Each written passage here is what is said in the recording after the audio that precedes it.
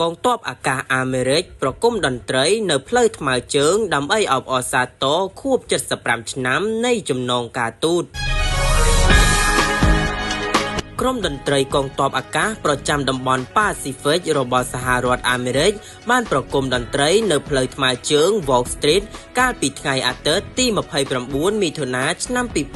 2025នៅចំណុចមុខវត្តឧណាឡោមខណ្ឌដូនពេញរាជធានីភ្នំពេញក្នុងគោលបំណងដើម្បីអបអរសាទរខួបលើកទី75នៃចំណងការទូតកម្ពុជាអាមេរិកលោកស្រីដាវសំភ័រនាយិការងរដ្ឋបាលរាជធានីភ្នំពេញនិងជាអ្នកនាំពាក្យបានបញ្ជាក់ថា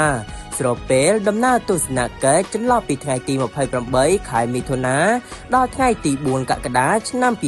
2025ក្រុមតន្ត្រីកងទ័ពអាកាសប្រចាំតំបន់ប៉ាស៊ីហ្វិករបស់សហរដ្ឋអាមេរិកបានស្នើសុំការរៀបចំប្រគំតន្ត្រីនៅផ្លូវថ្មើរជើង Wall Street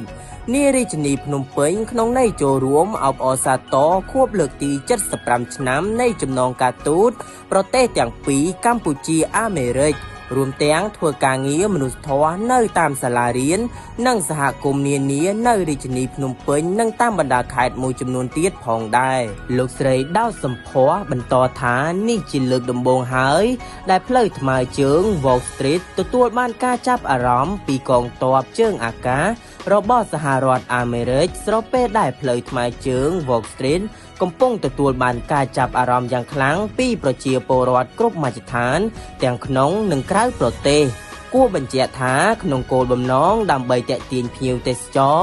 ឲ្យមកលេងកម្សាន្តនៅក្នុងរាជធានីភ្នំពេញអាជ្ញាធរបានដាក់ឲ្យដំណើរការសាកល្បងផ្លូវថ្មើរជើង Wall Street តាមបណ្ដោយវិថីព្រះស៊ីសុវត្ថិចាប់ពីវិថីបក្សីចាំក្រុងរហូតដល់ព្រះបរមរាជវាំងស្ថិតនៅក្នុងខណ្ឌដូនពេញផ្លូវថ្មើរជើងនេះត្រូវបានដាក់អនុវត្តមួយសប្តាហ៍ពីរថ្ងៃនៅរៀងរាល់ថ្ងៃសៅរ៍និងថ្ងៃអាទិត្យចាប់ពីម៉ោង6ល្ងាចដល់ម៉ោង11យប់